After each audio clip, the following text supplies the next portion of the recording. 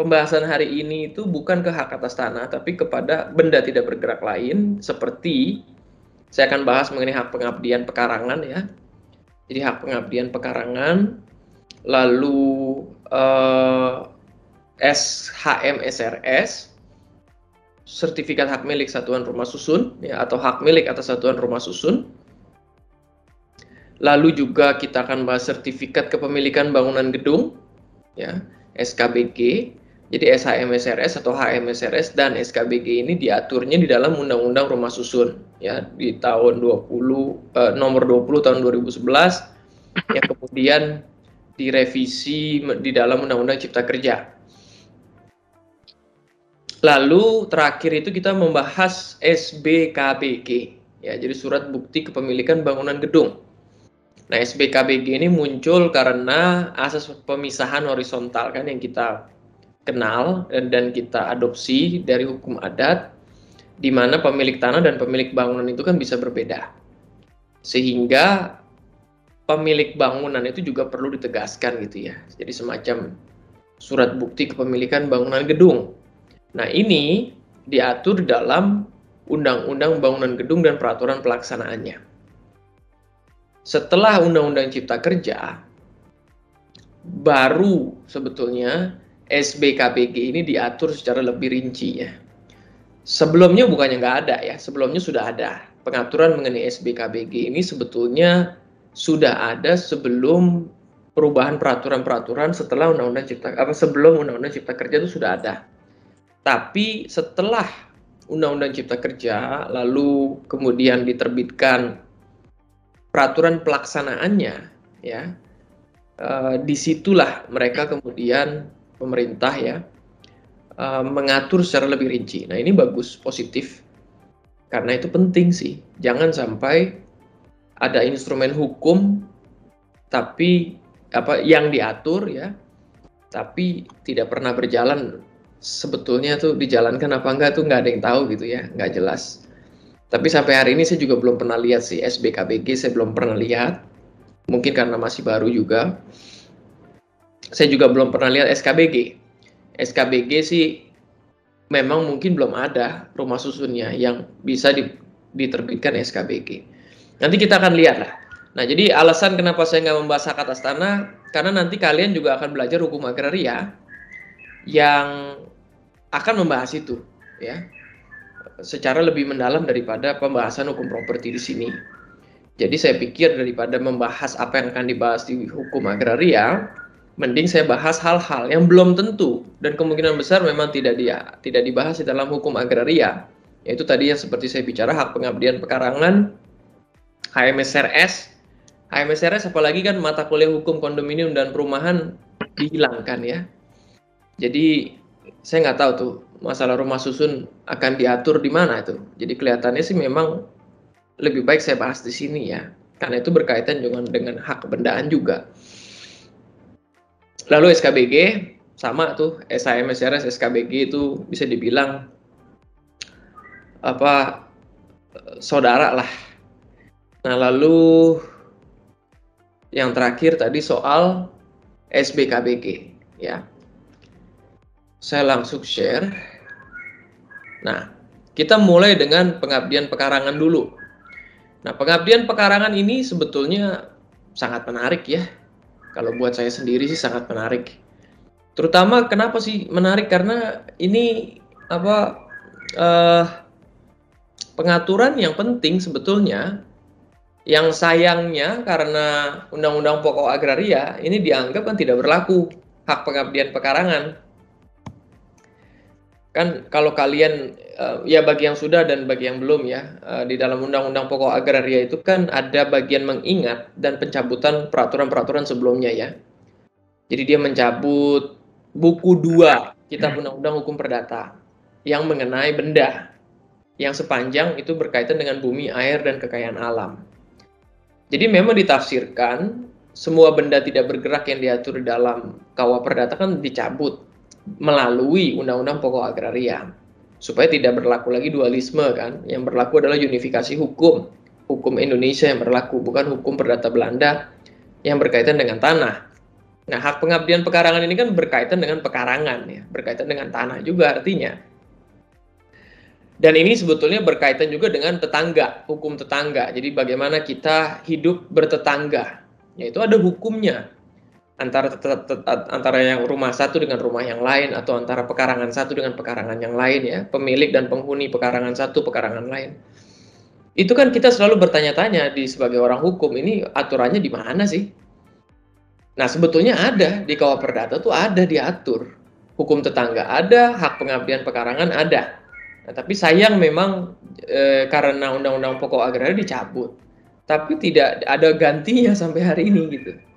Nah, yang penting adalah sebetulnya hak pengabdian pekarangan ini kan memang ditafsirkan sebagai dicabut. Tapi sebetulnya di dalam praktik yang ada itu masih hidup. Ya, masih hidup karena konsepnya sebetulnya sangat logis. Bukan hanya bahwa konsep itu karena diatur oleh hukum maka konsep itu betul, tapi sebetulnya karena konsep itu memang betul dalam arti logis, maka itulah diatur oleh hukum. Terbalik ya pemikirannya. Jadi dia tuh hidup, dia tuh diatur oleh hukum justru karena memang itu sudah ada di masyarakat ya, hidup dan berlaku di dalam masyarakat, maka itu diatur sebagai suatu hukum. Kalau itu saya lihat begitu ya, untuk hak pengabdian pekarangan. Karena kalau enggak agak kacau nih. Dan ini sebetulnya sangat kental dengan fungsi sosial tanah. Nah, kita melihat ya ada cukup banyak nih pembahasan hari ini. Jadi saya akan bergerak cepat ya. Saya minta tolong kalian betul-betul nyimak. Saya akan bergerak terus ya, dan untuk pertanyaan nanti di akhir silahkan dicatat aja untuk kita tanya jawab nanti. Ini adalah peraturan-peraturan yang terkait, nanti kalian bisa lihat sendiri. Nah, kenapa saya bilang sih hak pengabdian pekarangan itu masih hidup? Karena kalau nggak salah saya pernah bahas ya, atau di tugas kemarin ya saya kasih pengabdian pekarangan ya. Iya, di tugas kemarin itu kan salah satunya adalah merangkum putusan pengadilan yang berkaitan dengan hak pengabdian pekarangan. Jadi itu masih diakui oleh pengadilan kita, hak pengabdian pekarangan ini. Jadi ya memang tidak bisa juga disebut sebagai bahwa sama sekali tidak berlaku berdasarkan Undang-Undang Pokok Agraria ya. Kalaupun iya pun, sepanjang itu memang masih hidup di masyarakat, ini tampaknya tetap dianggap berlaku dan relevan. Nah, saya pun masih belajar sebetulnya pengabdian pekarangan, karena saya dulu mahasiswa juga nggak belajar nih masalah ini. Saya nggak belajar masalah pengabdian pekarangan.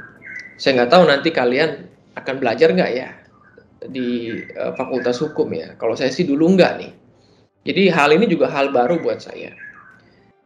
Dan memang karena sejak Undang-Undang Pokok Agraria tahun 60 itu ditafsirkan mencabut hak ini, jadi memang pembahasan mengenai hak ini kan juga hanya ada di buku-buku tua, tulisan-tulisan penulis tua, penulis Belanda gitu ya. Penulis Indonesia kan mungkin hampir nggak ada nih yang bahas masalah ini. Nah, sebagai suatu beban yang diberikan kepada pekarangan milik orang yang satu untuk digunakan bagi dan demi kemanfaatan pekarangan milik orang lain. Servitu tuh hak kebendaan ya. Jadi melekat terlepas siapapun yang memilikinya, kan kita udah mengerti kan ya asas-asas hukum kebendaan itu ya. Dia pokoknya melekat. Berpindah tetap melekat dia. Ya, pindah kepemilikan tetap melekat hak kebendaan itu. Dan dia bisa dipertahankan terhadap semua orang. Nggak ada hubungannya dengan perjanjian. Ya, artinya kalau perjanjian kan bersifat perseorangan, hak relatif. Kalau ini kan hak mutlak. Bisa dipertahankan terhadap semua orang. Kalau hak perseorangan, hak perjanjian, kita hanya bisa mempertahankan hak kita berdasarkan kontrak yang ada kan gitu ya. Nah, pekarangan A harus mengizinkan orang-orang yang tinggal di pekarangan B setiap waktu melalui pekarangan A. Atau air yang dibuang dari pekarangan itu dialirkan melewati pekarangan A. Jadi, ini sebetulnya kental sekali dengan fungsi sosial. Apa yang kita atur di dalam Undang-Undang Pokok Agraria. Jadi kadang-kadang memang ironis ya. Di dalam Undang-Undang Pokok Agraria kita bilang hak atas tanah mempunyai fungsi sosial. Lalu diterjemahkanlah itu bukan di undang-undang, diterjemahkannya dalam peraturan pemerintah. Tidak boleh menutup pekarangan orang lain, tidak boleh menutup jalan orang lain, air orang lain gitu ya. Itu berdasarkan fungsi sosial ya. Tapi sebetulnya dengan pengabdian pekarangan ini lebih rinci tuh penjabaran, meskipun mereka sendiri di Kawah Perdata sendiri ini nggak bahas bahwa ini adalah fungsi sosial. Jadi kadang-kadang lucu saya berpikir nih, Batu membaca ya, di undang-undang kita bilang ini fungsi sosial, tapi penjabarannya hampir nggak ada. Di sisi lain ini hukum Belanda nggak bilang ini fungsi sosial, tapi sangat sosial gitu. Apa yang diatur ini memang kadang-kadang kita bingung sendiri ya.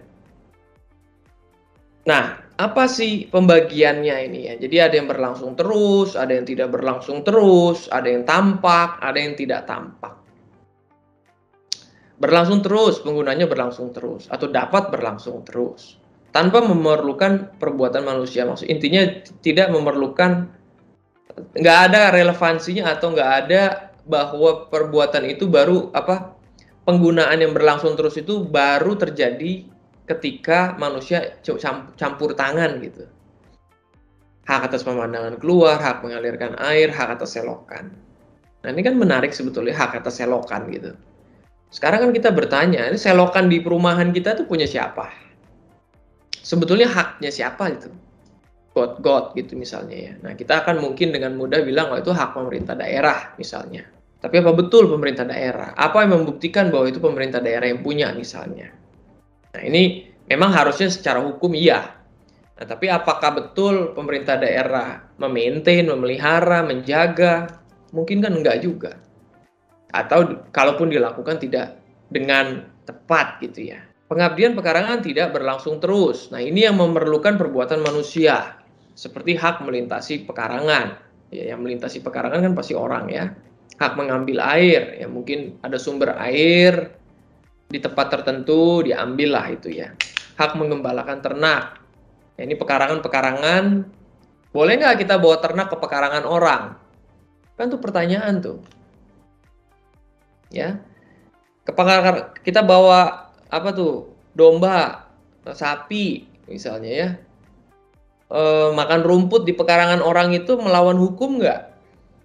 Nah jadi hal-hal seperti itu yang sebetulnya sudah diatur di dalam hak pengabdian pekarangan ya, tapi kalau ini dicabut kan jadi nggak jelas sekarang.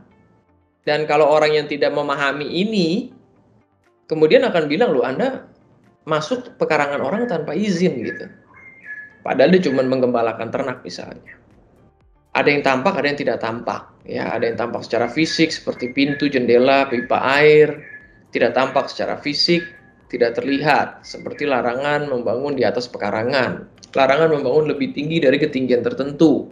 Jadi artinya ada sebetulnya itu larangan, dan itu adalah pengabdian pekarangan ya, karena itu melekat, larangan itu melekat di pekarangan tertentu.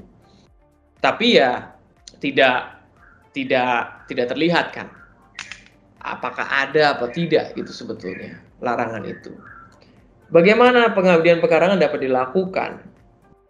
Nah, ini pengaturannya di Kawah Perdata ya, memang hanya di Kawah Perdata ini. Hak itu harus digunakan dengan cara yang memberi beban seringan-ringannya.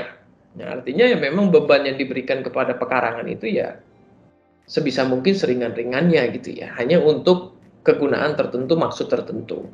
Pemegang hak berhak membuat segala perlengkapan yang diperlukan untuk penggunaan dan pemeliharaan hak pengabdian itu, serta menanggung biayanya. Dalam hal pemilik pekarangan penerima beban, menurut dasar hak pengabdian diharuskan membiayai perlengkapan yang diperlukan, dia juga membiayai.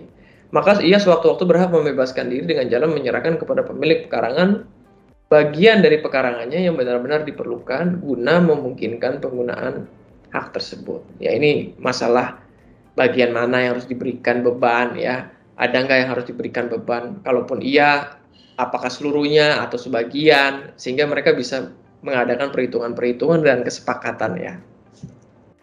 Pemegang hak pengabdian hanya boleh menggunakan sesuai dengan dasar hak yang ada padanya dalam hal tidak ada dasar hak menurut peraturan dan kebiasaan setempat. Nah itu, jadi di sini ada kaitan dengan kebiasaan setempat. Dan dalam semua hal, hak itu harus digunakan dengan cara yang memberi beban seringan-ringannya. Ia tidak boleh baik dalam pekarangan penerima beban maupun dalam pekarangan pemberi beban mengadakan suatu perubahan yang dapat memperberat beban pekarangan. Ya, artinya ya, kalau bebannya itu adalah untuk bahwa pekarangan saya boleh dilewati, karena kalau tidak maka orang tidak bisa lewat ke daerah ke pekarangan lain, ya kan, tidak bisa memasuki pekarangan lain karena tertutup oleh pekarangan saya, ya tidak boleh ditambah-tambah lagi. Artinya ya pekarangan saya boleh dilewati kan gitu. Jangan ditambah lagi mungkin pekarangan boleh dilewati, terus boleh dibangun infrastruktur tertentu untuk keperluan orang-orang yang lewat misalnya ya. Begitupun juga si pemiliknya dilarang untuk berbuat sesuatu yang mengurangi atau merintangi penggunaannya gitu ya.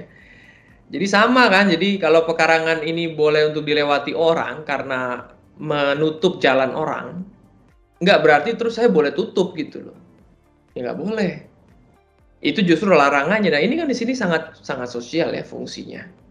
Sama juga masalah air, pengairan air, selokan-selokan. Ya memang kalau ada lahan yang nggak ada selokan ya bisa. Tapi bukan berarti terus kemudian itu gratisan ya. Kan tentunya kerugian yang dialami oleh si pemilik pekarangan yang mendapat beban tertentu itu ya harus dikompensasi ya. Nah, demikian pula nih poin ketiga, hak mengambil air dari sumber milik orang lain, meliputi hak untuk masuki tempat tersebut dalam pekarangan penerima beban. Kenapa sih ini dibahas? Kok ambil air? Ya bisa saja di satu kampung, satu desa itu ada sumur yang memang sumur air itu berada di pekarangan orang di situ kan. Tapi sumur itu dipakai untuk bersama-sama. Ya sekarang bagaimana kalau saya nggak boleh masuk ke pekarangan Anda untuk ambil air itu? Kan sumber airnya ada di pekarangan Anda. Jadi otomatis semua orang di kampung itu kalau mau ambil air harus boleh ke pekarangan Anda kan ya, mau gimana lagi. Nah syarat-syaratnya apa? Harus ada 2 halaman yang menjadi pemilik. Kedua halaman tidak perlu saling berbatasan namun dapat pula berdekatan. Servitut harus bertujuan meninggikan kegunaan. Ya pasti ya, ada manfaatnya pasti kan. Hanya dapat berupa kewajiban. Nah ini yang menarik nih kalau kita bicara prestasi berbuat sesuatu, menyerahkan sesuatu, tidak berbuat sesuatu ya. Sedangkan kalau ini membiarkan sesuatu atau untuk tidak berbuat sesuatu. Suatu kewajiban bagi pemilik hak dari halaman yang dibebani untuk berbuat sesuatu. Jadi kewajiban untuk berbuat sesuatu itu malah nggak ada. Itu bukan pengabdian pekarangan. Yang ada membiarkan. Tadi kayak misalnya orang mau ambil air harus masuk ke pekarangan kita, itu biarkan. Orang harus lewat pekarangan kita biarkan ya. Tidak berbuat sesuatu ya tidak ditutup jalannya gitu kan. Jadi ya itu 2 hal itulah bicara mengenai pengabdian pekarangan. Nah lalu bagaimana sih kombinasinya dari pengabdian pekarangan ini? Nah ini macam-macam tuh. Dan ini kan sangat relevan sampai hari ini sebetulnya. Dan kalau ditanya sekarang, hak untuk pemandangan misalnya, larangan untuk membangun lebih tinggi, itu ada di mana coba peraturannya? Anggap ini kan nggak diatur nih, nggak berlaku. Nah terus kita cari, di mana sih larangan untuk membangun lebih tinggi sehingga menutup pandangan orang misalnya. Jadi ini ada kaitannya juga dengan hukum tetangga ya, sama kayak jendela, bagian jendela mana di sisi rumah yang bisa dibuka, atau bagian jendela mana yang bisa dibikin jendela, bagian sisi mana yang nggak boleh dibikin jendela gitu ya. Karena itu masalah hukum tetangga juga.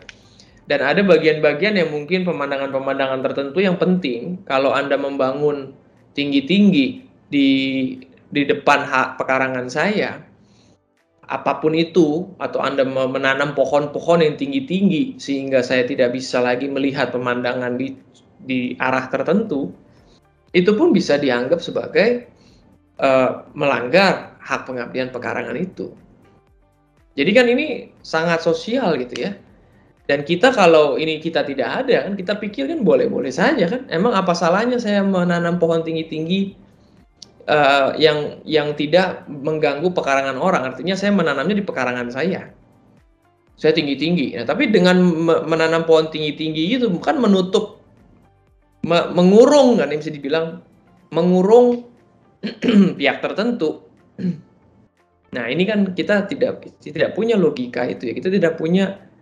Kita tidak merasa aneh, belum tentu kita merasa aneh gitu, karena kita terlalu formal berpikir kan, anyway kan ini pekarangan saya, kan saya punya hak, that's it kan, as simple as that, saya punya hak kan, saya nggak mengganggu ke sana, Nah, ternyata kan hak, ketika kita bicara hak itu nggak cuman masalah Anda berhak tanam pohon tinggi-tinggi di pekarangan Anda, tapi kalau hak Anda melaksanakan hak itu merugikan hak saya, itu juga bisa memberikan hak saya secara hukum juga untuk menuntut sesuatu gitu. Nah, ini hak macam-macam ya, untuk mengalirnya air bersih, mengalirnya air, dan pembuangan, hak untuk berlayar. Ini maksudnya nih pekarangan yang ada airnya gitu ya. Ada jalur air dan kemudian bisa ada perahu. Hak untuk berlalu atas halaman orang lain, hak untuk pipa air. Jadi bahkan sampai diatur mengenai pipa air. Jadi kalau ada pipa air mau masuk ke tempat saya itu harus disambung melalui tempat Anda, ya Anda harus kasih itu. Itu hak saya gitu. Bukan berarti terus Anda melarang-larang gitu, karena ini saya mau berhentiin aja di tempat saya nggak mau terganggu. Saya nggak mau agar pipa saya diperpanjang ke tempat Anda misalnya. Nah itu nggak bisa tuh. Nah coba sekarang bagaimana kita kalau hukum ini nggak ada? Masalah pipa jadi bagaimana kita? Nah itu ya, jadi memang kadang-kadang apa yang diatur cukup baik kan main dicabut tanpa dipertimbangkan lagi gitu. Nah, cuman di sini kan memang ada syarat-syaratnya yang kita nggak pernah lakukan kan. Jadi hak pengabdian pekarangan juga penting tuh. Formalitasnya ya, di sini disebutkan ada akte dan diumumkan bahkan. Ya, itu kan memang ciri khas hak kebendaan ya, diumumkan sehingga publik tahu. Atau lewat waktu, terjadi hanya untuk hak pengabdian yang berlangsung terus dan tampak. Atau yang memang itu sudah lama gitu loh, udah begitulah memang keadaannya. Dan yang saya kasih ke kalian soal putusan pengadilan itu sebetulnya yang ini, yang kedua ini. Jadi artinya memang sudah tampak dan lama bahwa ada akses tertentu itu memang dibiarkan untuk jalan. Dan ini terjadi selalu loh ya, terjadi selalu. Jalan setapak itu kalau udah tahunan dibuat oleh warga, ya dia seperti memang terlihat di tanahnya tuh ada seperti jalan setapak. Dan kita kalau mau membeli tanah tersebut yang memang sudah ada jalan setapaknya, ya kita harus koordinasikan dengan orang-orang setempat ya. Terganggu nggak kalau saya tutup semua? Itu kan masalah penting. Bisa nggak saya tutup? Karena bisa jadi ketika saya tutup semua setelah saya beli, jalan setapaknya kan tertutup. Mereka betul-betul nggak ada akses lain. Nah itu penting tuh. Dan ketika mereka tertutup betul, itu kan jadi masalah sosial kan. Jadi ya mungkin nanti konflik sama warga setempat atau sampai gugatan. Yang saya tunjukkan itu kan gugatan tuh sampai Mahkamah Agung dan warga yang menang itu melawan pengembang besar sekali sebetulnya. Warga yang menang. Jadi kan artinya hakim sampai hakim agung itu melihat bahwa pengabdian pekarangan itu betul ada dan hidup dan harus dihargai gitu ya. Meskipun pengembang sudah membeli semua, tapi keadaannya memang ada jalan setapak di situ, ya itu tetap harus dihormati. Tidak boleh kemudian karena saya sudah beli. Jadi memang mindsetnya itu ya, ini masalah mindset sih. Dan kalau pengabdian pekarangan ini tetap hidup kan sebetulnya nggak ada yang aneh dengan itu. Nah, tapi karena memang pengabdian pekarangan sudah mati atau tidak sepenuhnya mati lah, tapi harusnya sudah dimatikan ya. Setidaknya bisa ke fungsi sosial itu ya. Jadi memang fungsi sosial itu jadi cakupannya luas. Kalau kita melihat pengabdian pekarangan seperti ini, fungsi sosial pun sebetulnya setidaknya ya, menurut saya ya, setidaknya cakupannya seperti pengabdian pekarangan, setidaknya. Nah, di sini juga bicara kapan itu berakhir. Jika tergabung, ya, terus tidak lagi digunakan. Nah, di sini juga selama 30 tahun berturut-turut tidak pernah digunakan. Oke. Nah, jadi itu sekilas saja ya pengabdian pekarangan. Memang pengaturan juga tidak terlalu banyak di dalam KUH Perdata, tapi menurut saya sih menarik sih ya, menarik sih itu. Karena penerapannya bisa kemana-mana menurut saya. Ya, tapi memang kalau kita bicara pengabdian pekarangan ya pekarangan sih. Dia nggak bicara kalau rumah susun kan bukan pekarangan. Rumah susun ini kan kita bicara kompleks properti yang sebetulnya bangunan aja gitu kan. Kita ke daerah bangunan taman, terus sarana gedung pertemuan di suatu apartemen misalnya, itu kan gedung-gedung bangunan ya. Jadi nggak tepat kalau disandingkan atau disetarakan dengan hak pengabdian pekarangan. Nah, tapi kan dalam situasi kekosongan hukum, kenapa tidak kita setarakan? Terutama kalau apa yang diatur itu di dalam apartemen yang bukan tunduk pada rumah susun. Kan ada juga ya apartemen yang tunduk pada undang-undang rumah susun, tapi ada juga kan apartemen yang tidak tunduk pada undang-undang rumah susun. Artinya tidak ada pertelaan, tidak ada juga hak milik atas satuan rumah susun. Nah, dalam keadaan begitu, hukum mana yang berlaku kalau begitu? Hukum bangunan biasa kan tentunya. Hukum bangunan biasa. Karena itu masalah bangunan semua. Nah, HMSRS. Apa sih sebetulnya membedakan bangunan rumah susun sama bangunan non rumah susun sih? Kalau di sini kan kita melihat bangunan gedung bertingkat. Ya, jadi udah pasti harus bertingkat nih. Kalau kita bicara rumah susun ya. Yang dibangun dalam suatu lingkungan. Yang terbagi dalam bagian yang distrukturkan secara fungsional. Baik dalam horizontal maupun vertikal. Dan merupakan satuan-satuan yang masing-masing dapat dimiliki dan digunakan secara terpisah. Nah, ini kan penting sekali nih. Ya, bagian ini. Satuan-satuan yang masing-masing dapat dimiliki dan digunakan secara terpisah. Itu penting sekali. Karena non rumah susun nggak ada kepemilikan harusnya. Nggak bisa dimiliki dan digunakan secara terpisah. Ketika itu udah bicara rumah susun, ketika bicara begini, bisa dimiliki, itu rumah susun tuh. Nah, lalu plusnya lagi. Terutama dilengkapi dengan, terutama untuk tempat hunian, artinya memang fokusnya untuk tempat tinggal. Tapi kan nggak hanya itu ya. Dilengkapi dengan bagian bersama, benda bersama, dan tanah bersama. Ini kan 3 komponen yang nggak bisa lepas dari konsep rumah susun. Ya. Ketika saya memiliki suatu unit apartemen, saya juga memiliki tanahnya secara bersama. Saya memiliki fasilitas-fasilitasnya secara bersama, ya kan? Kolam renang, fitness center misalnya. Lalu saya juga punya bagian-bagian bersama seperti fondasinya, strukturnya, atapnya. Saya miliki secara bersama-sama. Nah, itulah rumah susun. Tentunya kan tidak semua bangunan gedung bertingkat punya ciri khas itu toh. Banyak kan gedung bertingkat yang tidak bisa dimiliki secara terpisah kan. Dan kalau tidak bisa dimiliki secara terpisah, tidak ada bagian bersama, benda bersama, dan tanah bersama. Dalam arti bisa dimiliki bersama-sama gitu ya. Nggak ada. Tapi bahwa ada common area atau area bersama, ya betul. Pasti ada. Seperti misalnya kita menyewa suatu gedung, menyewa satu unit kantor gitu ya. Kan lobby pasti itu namanya area bersama kan, lobby. Parkiran area bersama kan dipakai sama-sama.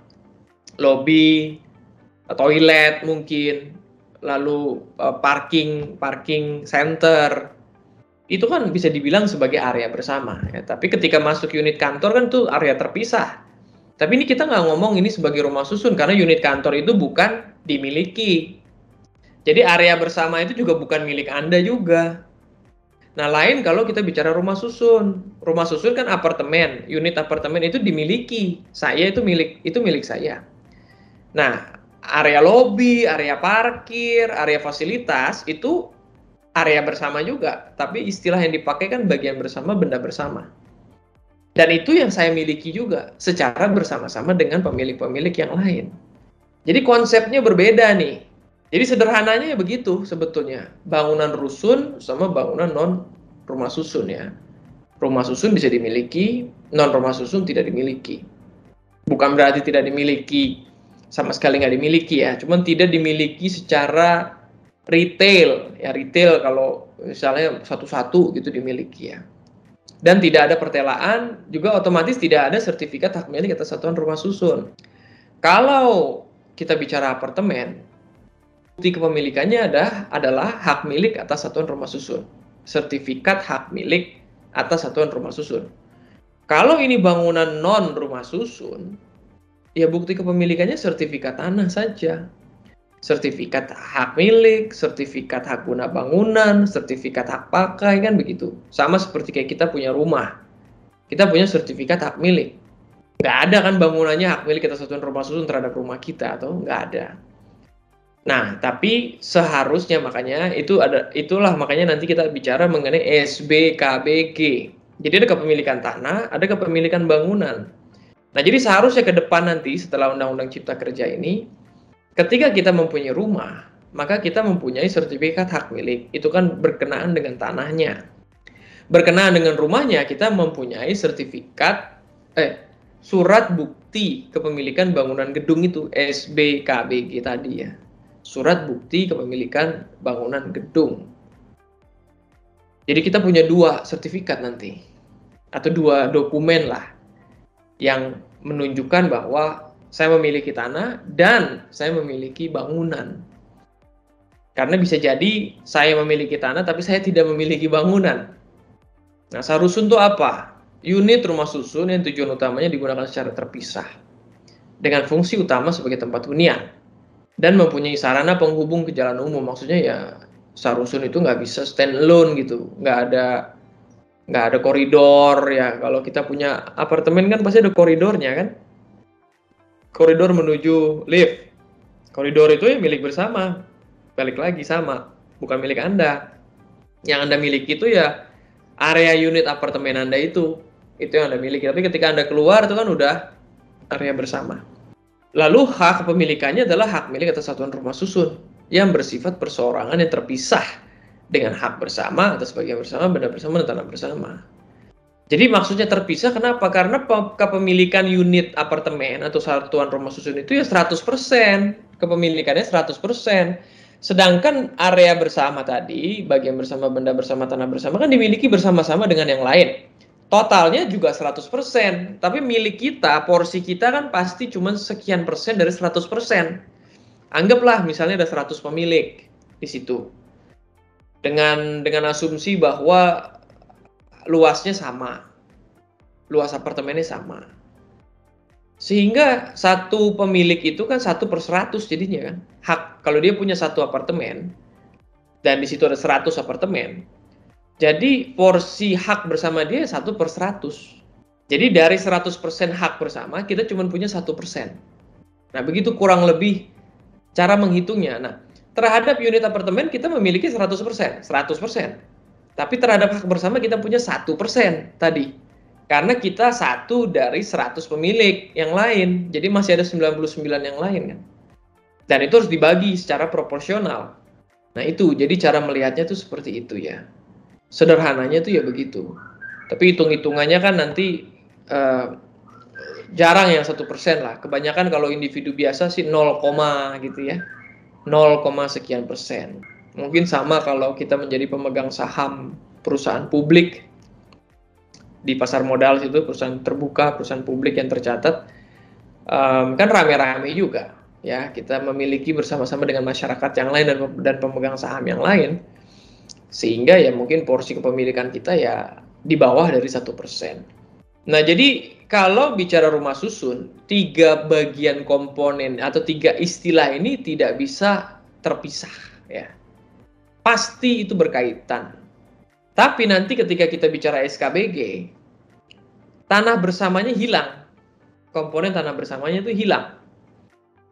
Yang ada tuh cuman bagian bersama sama benda bersama. Nah, itulah sebetulnya beda HMSRS atau SHMSRS dengan SKBG. Kenapa beda? Karena tanah bersamanya itu tidak dimiliki. Mengapa tidak? Karena cuman disewa. Nah, jadi di sini kan tanah bersama kita melihat sebidang tanah hak. Sebidang tanah hak itu merujuk kepada hak atas tanah. Artinya tanah bersama itu ya pasti hak atas tanah. Nggak mungkin haknya nggak jelas. Jadi entah hak milik, hak guna bangunan, hak pakai, kan bisa HGU. HGU tapi kan untuk perkebunan, perikanan, peternakan, jadi udah dikeluarkan. Otomatis kan yang untuk bangunan cuma hak milik, hak guna bangunan, hak pakai. Ya tanah bersama itu harus hak atas tanah. Nggak mungkin hak pengelolaan gitu misalnya. Nggak mungkin girik misalnya, yang belum terdaftar. Nggak mungkin hak dengan berbagai nama lain gitu. Nggak mungkin. harus hak atas tanah. Karena bagaimana kita mau memiliki kalau itu bukan bentuknya hak atas tanah. Dan ini kadang-kadang orang nggak mengerti, ya. Jadi memang konsep hukum properti itu juga dan hukum pertanahan ya, memang harus dipahami ya. Karena dia bilang, kenapa emang nggak boleh dibangun di atas hak pengelolaan gitu. Nah, dia nggak mengerti bahwa hak pengelolaan bukan hak kebendaan. Hak bersifat kebendaan mungkin iya, hak mempunyai karakter kebendaan, hak pengelolaan betul. Tapi dia bukan hak kebendaan. Hak kebendaan nggak bisa dimiliki. Bagaimana mau memiliki sesuatu yang nggak bisa dimiliki? Secara konsepsi hukumnya aja udah nggak dipahami, jadi kacau kan. Nah, tanah bersama bisa disewa. Ini terobosan sebetulnya di Undang-Undang Rumah Susun. Maksudnya apa sih? Maksudnya kan banyak pemerintah daerah tuh punya, pemerintah pusat maupun pemerintah daerah tuh banyak tanah-tanah strategis lah, atau tanah-tanah yang nggak dipakai. Nah, sedangkan masyarakat banyak yang butuh rumah, terutama Jakarta kan. Jakarta itu kan penduduknya yang mempunyai rumah tuh cuman di bawah 60%. Terus sekitar 50%-an berapa gitu ya. Jadi hampir 40% penduduk Jakarta itu tidak punya rumah di sini, tidak punya rumah di Jakarta, dan juga tidak mungkin punya rumahnya di luar Jakarta ya kan, atau dia sewa aja di sini, atau rumah yang dia miliki tidak bersertifikat gitu. Jadi rumah-rumah yang nggak jelas gitu, 40%-an tuh. Nah, jadi kan kebutuhan untuk punya rumah itu tinggi di tempat-tempat tertentu. Nah, sedangkan kalau tanah bersama dimiliki dengan konsep kepemilikan, kan Anda harus membeli. Mahal kan membeli tanah. Kan paling mahal kan tanah. Naik terus tiap hari. Kapan ke Ubernya? Jadi adalah konsep sewa di situ. Nah, sedangkan pemerintah daerah kan juga nggak bisa jual tanah. Atau kalaupun bisa ribet dan maunya sih nggak mau jual kan. Sedangkan masyarakat banyak yang belum bisa. Jadi bagaimana ya, kita sewa. Disewakanlah tanah itu, dibangunlah oleh pengembang. Nah, kemudian pengembang menjual hanya unitnya gitu. Tanah bersamanya tidak, karena tanah bersamanya disewa. Maka itulah di sini tanah sewa untuk bangunan. Nah, kenapa sih ada kata tanah sewa untuk bangunan? Karena kalau kalian melihat Undang-Undang Pokok Agraria, di situ kan disebut hak sewa untuk bangunan. Ada tuh hak sewa untuk bangunan. Ini juga bukan hak kebendaan, tapi hak yang bersifat kebendaan. Karena dia bisa memiliki bangunan di atas tanah orang. Nah, sama ini juga prinsipnya begitu. Saya menyewa tanah kosong untuk mendirikan bangunan. Bangunan itu milik siapa? Milik saya. Nah, lalu bangunan itu yang saya jual. Itulah SKBG sebetulnya. Ya, jadi SKBG ya esensinya itu.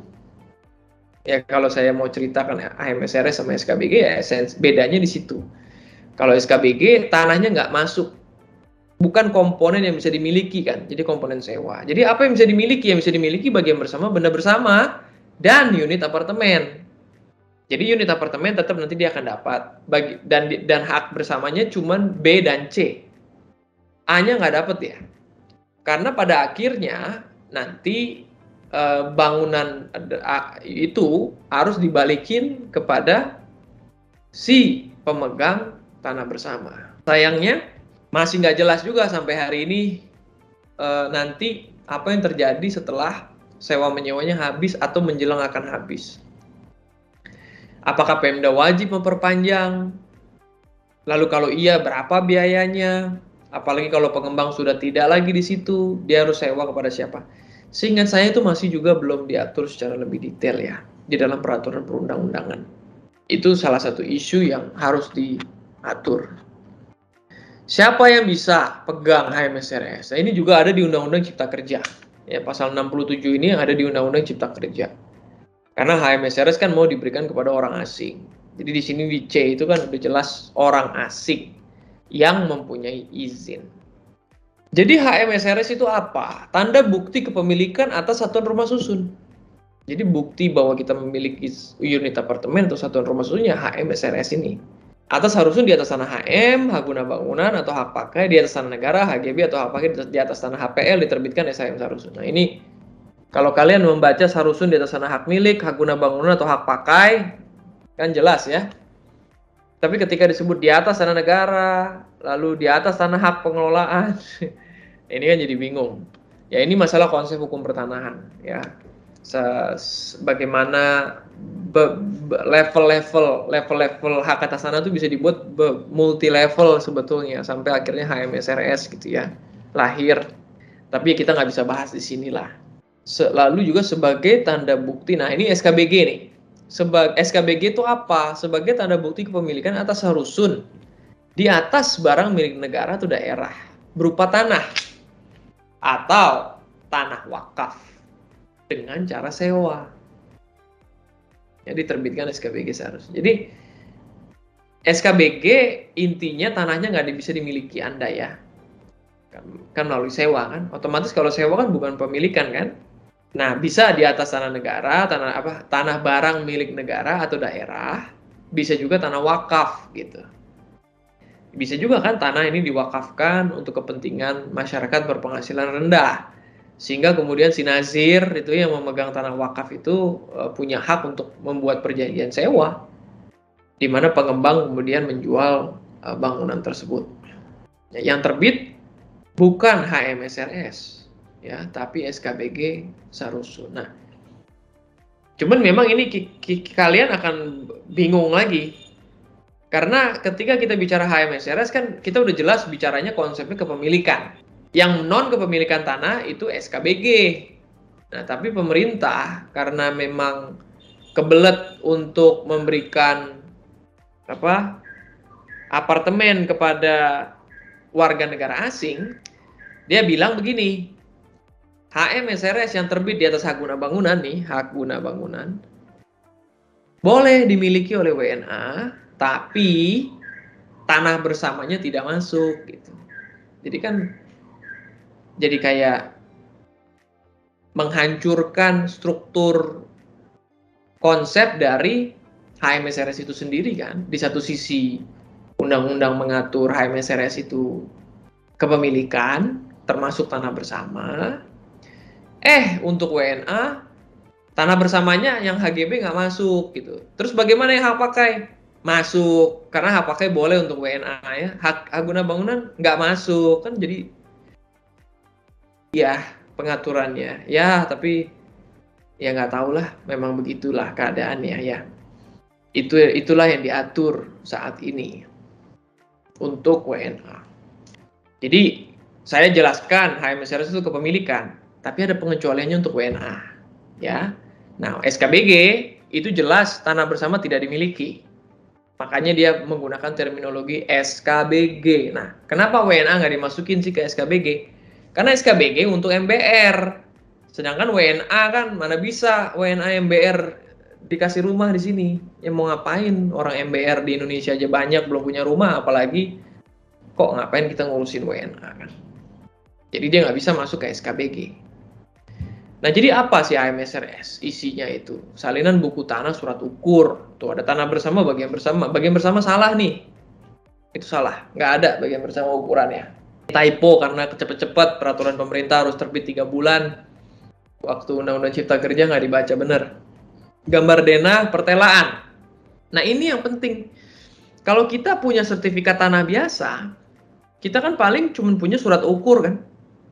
Itu kita cuma punya surat ukur. Gambar denah lantai rumah susun kan nggak ada otomatis, karena kan kita bukan rumah susun.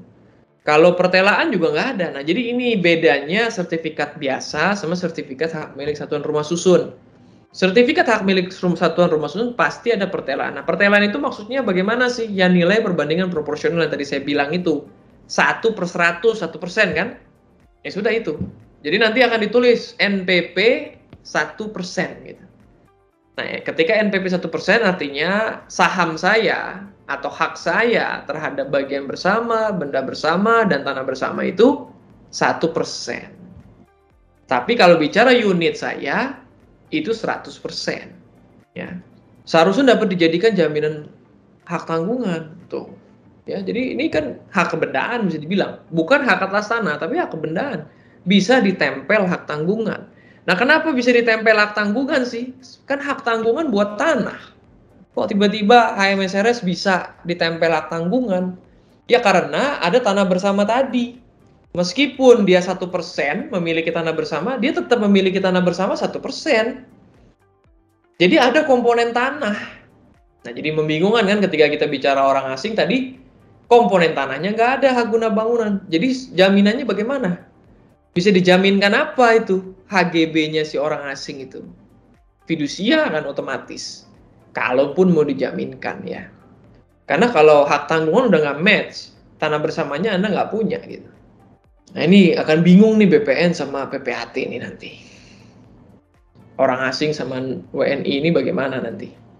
Tapi kalau WNI kan harusnya kan jelas. SHM Sarusun. Dapat dipecah, dapat digabung. Gitu. Jadi kalau misalnya satu lantai itu ada 10 unit apartemen. Jadi ada 10 sertifikat. Berubah pikiran, 10 ini saya mau gabung menjadi satu sertifikat. Ya boleh saja. Digabungkan gitu ya. Boleh, tapi itu artinya merubah pertelaan.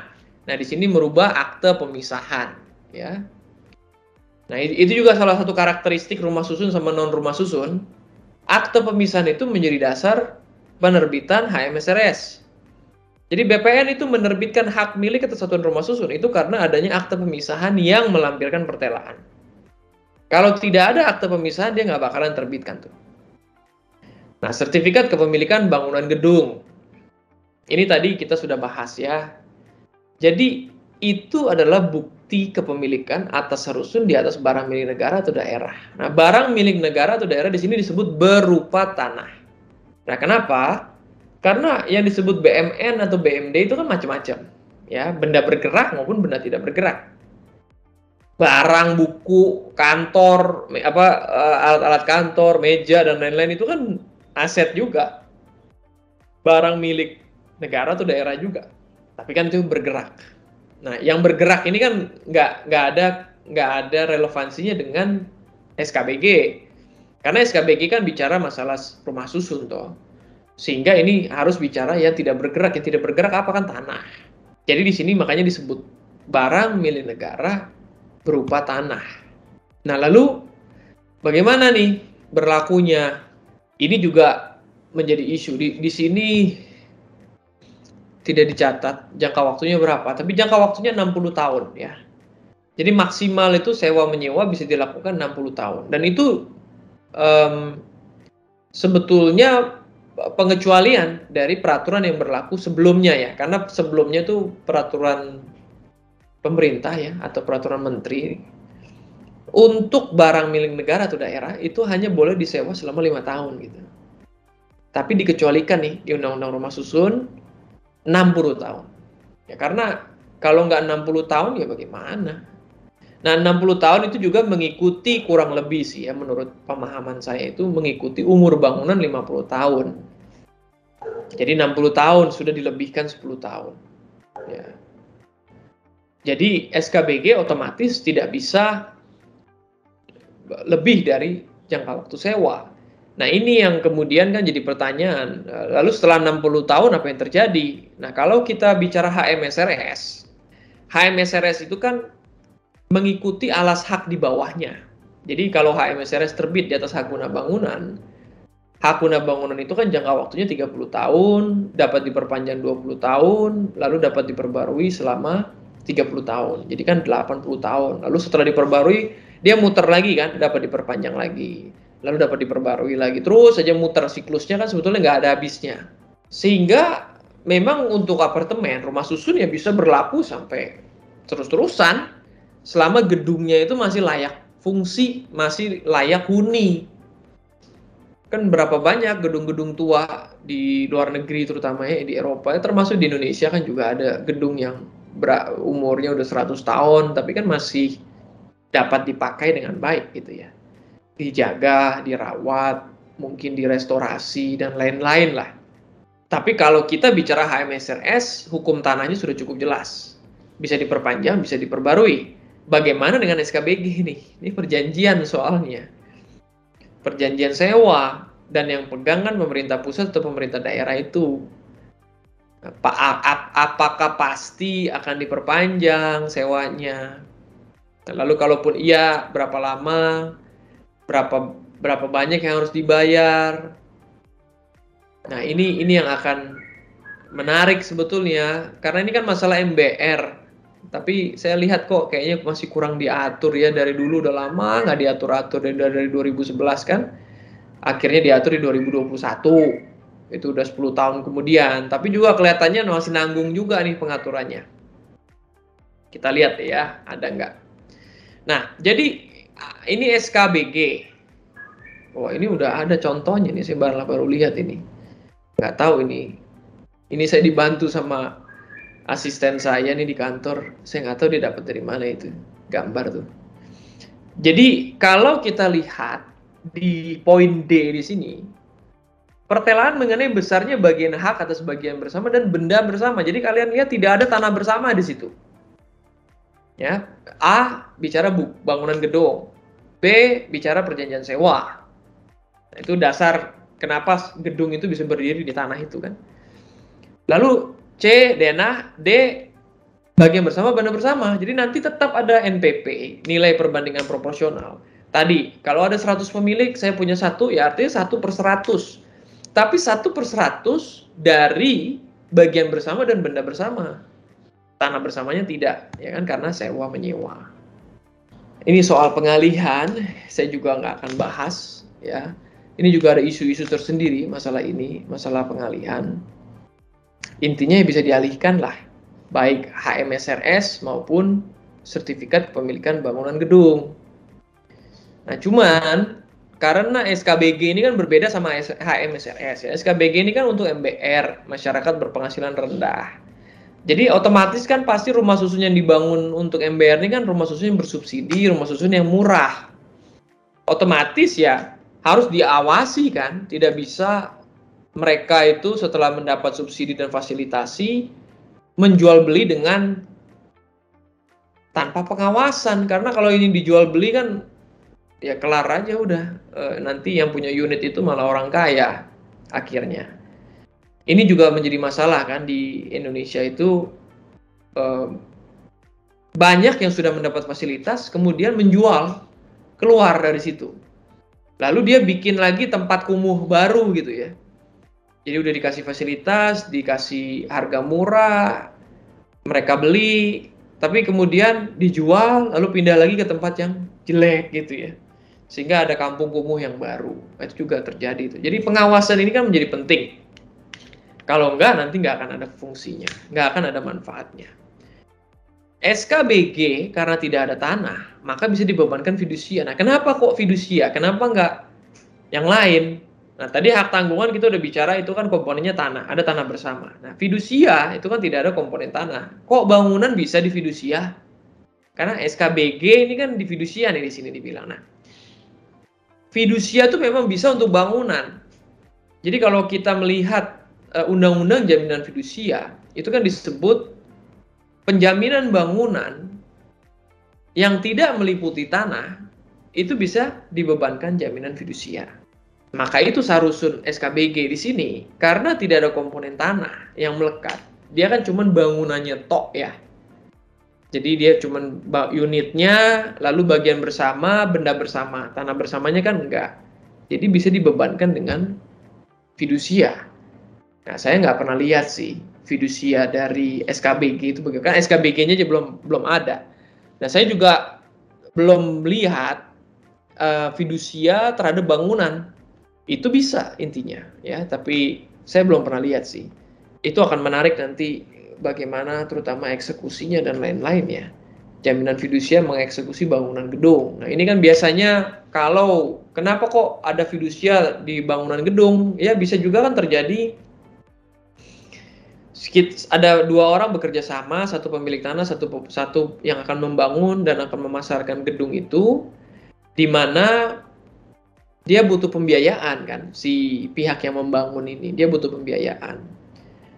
Kemudian ketika dia mulai membangun, dia minta bank, Anda kasih dong pembiayaan ke saya, jaminannya adalah bangunan yang saya bangun. Apa jaminannya? Jaminannya fidusia gitu. Karena dia tidak bisa menjaminkan tanahnya, karena pemilik tanah kan pasti nggak mau ya, nggak mau lah, itu kan di urusan you, tanggung jawab you, saya nggak mau tanah saya malah jadi Kalau Anda default kan tanah saya jadi ikut kejual. Saya nggak mau jual tanah saya kalau Anda default. Anda jual bangunannya saja. Nah, yang menarik kan memang secara konsep hukum itu bisa dilakukan. Tapi kan dasar berdirinya bangunan itu kan perjanjian. Pertanyaannya, ada jaminan apa bahwa perjanjian akan diperpanjang? Ya. Karena anggaplah perjanjian ini 10 tahun, lalu dibangun bangunan. Bangunannya dibebankan jaminan fidusia.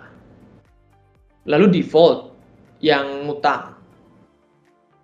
Bank ambil alih. Lalu dia mau eksekusi jaminan fidusia. Bagaimana eksekusinya gitu? Apalagi kalau dieksekusi di tahun kelima misalnya. Nah, sisa tahunnya itu bagaimana? Siapa yang mau ambil? Siapa yang mau beli sih bangunan itu kalau cuma buat 5 tahun? Kecuali mungkin harganya sangat-sangat murah ya. Kalau harganya sangat-sangat murah, ya mungkin ada yang beli dengan harapan 5 tahun itu akan balik modal pembeliannya kan terhadap bangunan yang dia beli itu. Tapi kalau sisa perjanjian 5 tahun terus apa? Harganya mahal bangunan, siapa yang mau beli itu? Nah, ini masalah teknisnya itu banyak menurut saya sih ya. Belum lagi nanti kalau habis, apa yang terjadi dengan bangunan itu? Apakah harus dihancurkan? Apakah saya harus hibahkan ke pemilik tanah? Ataukah pemilik tanah harus beli bangunan itu? Nah, jadi kalau dikaitkan sama jaminan fidusia itu akan kemana-mana kan? Nah, sama juga dengan SKBG ini. Isu-isu yang sama akan terjadi dalam hal SKBG. Ketika mendekati 60 tahun, apa yang terjadi? Ketika itu tidak diperpanjang, apa yang terjadi? Bangunan statusnya bagaimana ketika sewanya sudah habis? Nah, itu kan sama ya. Nah, lalu tentunya ketika kita bicara rumah susun, pembeda lain selain tadi soal NPP, lalu ada pertelaan, ya, lalu ada bagian bersama benda bersama tanah bersama, pembeda lain itu ya soal P3SRS ini, Perhimpunan Pemilik dan Penghuni Satuan Rumah Susun. Akan lahir satu badan hukum baru yang kewajibannya itu mengelola area bersama tadi yang kita bahas. Jadi tanah bersama, benda bersama, bagian bersama itu akan dikelola oleh mereka. Karena mereka yang mempunyai kewenangan itu oleh undang-undang. Mereka tidak mengelola unit sendiri ya. Unit apartemen kan itu bagian 100% dimiliki oleh orang itu. Jadi dia tidak akan masuk ke situ. Tapi untuk ke area bersama yang ada di unit apartemen, misalnya plafon bocor karena ada unit di atasnya. Jadi yang berkaitan dengan kebersamaan area bersama di dalam suatu unit sarusun dia tetap punya kewenangan ya. Tapi prinsipnya adalah dia itu kewenangannya adalah untuk area bersama. Untuk area-area pribadi kan dia harus minta izin dulu kepada si pemiliknya. Nah, di sini ada masalah penghapusan ya. Jadi samalah hak kebendaan, kita bicara hak kebendaan ada pembahasan mengenai kapan sih hapusnya, mengapa kok bisa hapus dan lain-lain itu. Oke, jadi kita udah bahas SHMSRS, kita sudah bahas SKBG. Itu kaitannya dua hal itu, HMSRS sama SKBG itu kaitannya sama rumah susun. Nah, sekarang kita bahas SBKBG. Nah, SBKBG ini non rumah susun. Karena kalau sudah rumah susun ya dua itu aja. Nah, bagaimana membedakan rumah susun dan non rumah susun tadi kan saya sudah bahas di awal. Bagaimana bedanya? Nah, untuk non rumah susun ini instrumennya lain, SBKBG. Pengaturannya juga lain. Ini di Undang-Undang Bangunan Gedung dan Peraturan Pelaksanaan. Kalau tadi HMSRS sama SKBG itu diatur di dalam Undang-Undang Rumah Susun dan Peraturan Pelaksanaan. Surat tanda bukti hak atas status kepemilikan bangunan gedung. Nah, jadi harus tahu bahwa SBKBG ini istilahnya sebetulnya baru dimunculkan di 2021. Istilah resmi SBKBG. Tapi pengertian surat tanda bukti hak ini sudah ada sejak 2002. Jadi 20 tahun lalu ya. Bayangkan. 20 tahun lalu sudah ditulis ini. Cuman belum pernah dimunculkan gitu ya. Saya sih nggak pernah lihat sampai hari ini. Nah, pemerintah daerah sih ada yang udah mulai membuat semacam perda-perda gitu ya, mengikuti ini. Nah, tapi saya sendiri sih belum pernah lihat ya. Salah satu dokumen surat kepemilikan meliputi dokumen ada SPKBG mengenai apa sih kepemilikan atas bangunan gedung, alamat, status hak, ya, lain ya. Jadi ada bangunan gedungnya nih, ada kepemilikannya. Tapi juga bicara hak atas tanah. Nomor PBG, persetujuan bangunan gedung. Ini yang kita kenal dulu IMB itu, izin mendirikan bangunan. Lalu SLF, sertifikat layak fungsi. Ini bicara kelayak fungsian suatu bangunan. Nah, apa saja sih isinya? Perjanjian pemanfaatan tanah. Karena apa? Karena bisa jadi ini bukan milik Anda ya. Lalu ada akte pemisahan. Nah, dia mengikuti konsep rumah susun nih di sini. Jadi maksudnya bisa saja suatu bangunan nanti suatu saat akan dibangun, dia bukan rumah susun karena dia tidak ada hak-hak bersama. Tapi bisa jadi kan dipisah-pisah tetap ya. Jadi ada bangunan A ini dipisah dengan bangunan B di tanah yang sama. Tapi ini bukan rumah susun. Sehingga bisa jadi ada akta pemisahan yang memisah bangunan A dan bangunan B. Atau bahkan di dalam satu bangunan terpisah bagian atas sama bagian bawah misalnya. Ya, 50% ke atas, 50% ke bawah itu dipisah. Mungkinnya 50% ke atas untuk hotel, 50% ke bawah untuk kantor misalnya. Dan ini mau dijual, misalnya 50% ke atas mau dijual sehingga bisa terbit SBKBG, 50% di bawah mau dijual juga atau mau dimiliki sehingga bisa terbit SBKBG dengan nama pihak yang berbeda. Nah, di sini akta fidusia bila dibebani hak. Ya, kalau kita bicara saya memiliki bangunan secara keseluruhan itu kan hak tanggungan. Tapi kalau memang ternyata saya memiliki tanah, tapi bangunannya saya tidak memiliki 100%, itu bagaimana? Sebetulnya kan boleh saja ya. Itu masuk dalam komponen hak tanggungan. Yang penting adalah didefinisikan dan diatur bahwa bangunan itu hanya berlaku dari lantai ini sampai lantai ini misalnya. Kan harusnya nggak ada masalah. Saya nggak tahu, tapi ini belum diatur kayaknya sedetail itu. Dan di sini cuma diatur mengenai akta fidusia. Jadi seolah-olah kan ya udah Anda tidak punya tanahnya gitu. Padahal kan belum tentu ya. Bisa jadi kan saya sebagai pemilik tanah, saya memiliki bangunan, tapi tidak 100% saya miliki bangunan. Nah, di sini melalui SIMBG ya, Sistem Informasi Manajemen Bangunan Gedung. Ini kan semua sudah online. Ini ada prosedurnya ya. Jadi harusnya kan dengan begini sudah semakin jelas ya prosesnya, sudah semakin jelas, dan bahwa ini online apalagi. Jadi harusnya kan cepat ini semua. Yang satu prototype ini yang cepat sekali prosesnya karena prototipenya itu sudah di-approve lah, pre-approve oleh pemerintah. Jadi kalau Anda cuma mau bangun berdasarkan prototipe yang ada, izin-izin cepat sekali. Dalam hal bagian bangunan direncanakan dapat dialihkan, SBKBG dimaksud dalam sebagaimana dimaksud dilengkapi dengan akte pemisahan. Jadi memang harus ada akte pemisahan. Kalau enggak, nanti nggak jelas yang mana Anda mau jual, yang mana Anda nggak mau jual. Penerbitan SBKBG yang dilengkapi dengan akte pemisahan dilakukan setelah SLF dan akte pemisahan diterbitkan. Jadi memang yang penting kalau kita bicara SHM-SRS, ini mirip nih, ini serupa nih. Kalau kita bicara SHM-SRS, penerbitan SHM-SRS memang hanya bisa setelah SLF-nya terbit. Jadi memang ketika bicara hak milik atas satuan rumah susun, karena hak milik atas satuan rumah susun ini kan bicara masalah rumah susun kan. Jadi mereka menggantungkan kelayak-fungsian bangunan dulu sebelum HMSRS terbit. Karena HMSRS kan nggak bakalan ada kalau nggak ada bangunan kan. Lain kalau kita punya hak atas tanah biasa, hak milik, mau ada bangunan apa enggak kan nggak ada kaitannya gitu. Mau bangunan rumah kita layak fungsi apa nggak ada kaitannya dengan hak milik saya. Nggak harus ada bangunan juga di atas tanah saya gitu. Jadi saya bisa pakai hak milik saja, nggak ada hubungan sama kelayak fungsian bangunan di atasnya. Nah, tapi kalau kita bicara HMSRS, kan yang saya miliki adalah unit apartemen kan, yang 100% saya miliki. Sedangkan tanah bersama kan cuma 1% misalnya kayak tadi. Jadi otomatis kan ya itu menjadi sangat penting kan.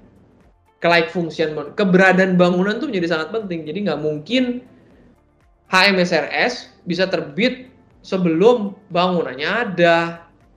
Nah, saya jadi ingat ada pernah satu advokat cukup senior bertanya kepada saya, bisa nggak PPJB lunas apartemen dianggap sudah terjadi peralihan hak. Kembali tadi seperti saya bilang, kalau ini masih tanah kosong, PPJB-nya sudah lunas, atau kalaupun udah ada pembangunan sedikit, tapi pembangunannya juga masih progresif 20%, 30%, Anda sudah melunasi apartemen. Kok bisa dibilang peralihan hak? Hak yang apa yang mau dialihkan? Orang bangunannya aja belum ada. Unit apartemen U aja belum ada. Bagaimana udah dianggap peralihan hak? Nah, memang kan ini untuk melindungi konsumen juga. PPJB yang lunas ini kan apalagi kalau pengembangnya Pak Elit misalnya. Apa yang terjadi dengan uang saya? PPJB lunas saya bagaimana? Ya tapi kan konsep kepemilikan Sarusun itu nggak bisa disamakan dengan kepemilikan tanah biasa. Kalau tanah kan nggak ngomong bangunan. Saya beli tanah lunas. Ini juga bicara PPJB tapi ya. Tapi memang nggak sesimpel itu kan. Masalah PPJB lunas terus dianggap beralih ya nggak sesimpel itu juga. Harusnya kan nggak boleh. Karena memang kita harus bicara akte jual beli kan di hadapan PPAT. Ada prosedur formal yang harus diikuti. Apalagi rumah susun yang bangunannya belum ada terus dianggap beralih gitu demi hukum karena sudah lunas. Nah ini masalah konsep kan. Nah jadi SLF itu menjadi penting. Begitupun juga SKBG dan juga begitupun SBKBG di sini. Harus ada bangunan dulu, baru SLF terbit, baru SBKBG-nya terbit gitu. Jadi nggak bisa Anda baru mimpi doang, SBKBG-nya terbitin dong. Belum mimpi mak, bagaimana bangunannya nggak ada, kok tiba-tiba ada SBKBG. Dan tidak hanya harus dibangun, tapi harus layak fungsi SLF. Dan ini kan untuk kepentingan pembeli. Karena siapa yang mau beli bangunan yang belum ada kelaikan fungsi kan takut kan orang. Nanti liftnya jatuh lah, atau liftnya macet lah, atau apapun bisa terjadi kan. Nah ini dinas teknis kalau kita bicara SBKBG. Jadi ini harusnya urusan pemerintah daerah ya. Tapi sekarang mungkin balik ke pemerintah pusat ya, saya nggak tahu pasti nih. Kelihatannya sini pemerintah pusat nih. Karena melalui SIMBG. Nah, SIMBG ini sih pemerintah pusat ya. Jadi mungkin pemerintah pusat menerbitkan atau kepala daerah menerbitkan atas nama pemerintah pusat dibalik. Sehingga pemerintah daerah tuh fungsinya koordinasi lah ya. Ini juga bisa dialihkan SBKBG ya. Jadi tadi HMSRS, SKBG, SBKBG itu bisa dialihkan. Jadi memang ya hak kebendaan gitu ya. Atau ya hak yang bersifat kebendaan. Apa nih penghapusannya. Jadi kalau hak ada sampai diatur penghapusan ya itu kan salah satu ciri khas hak kebendaan ya. Sampai diatur penghapusannya bagaimana, lahirnya bagaimana kan, lahirnya bagaimana tadi penerbitan. Lalu apa yang Anda bisa lakukan dengan hak itu kan? Anda bisa alihkan, ya harusnya kalau Anda bisa alihkan, Anda bisa hibahkan juga, Anda bisa jual, Anda bisa hibahkan, Anda bisa warisi, gitu kan? Menjadi bagian dari harta waris, begitupun juga bisa hapus kan? Bisa hapus. Bisa hilang, bisa dicabut artinya. Ya ini ada pelepasan hak secara sukarela. Jadi bisa dicabut, bisa dilepaskan, bisa batalkan untuk kepentingan umum ya. Nanti di situ relevansi pengadaan tanah untuk kepentingan umum, terutama yang pengadaan untuk kepentingan umum tapi tidak harus masalah tanah ya, karena ini kan masalah bangunan ya. Jadi bisa jadi kan ada relevansi ke sana.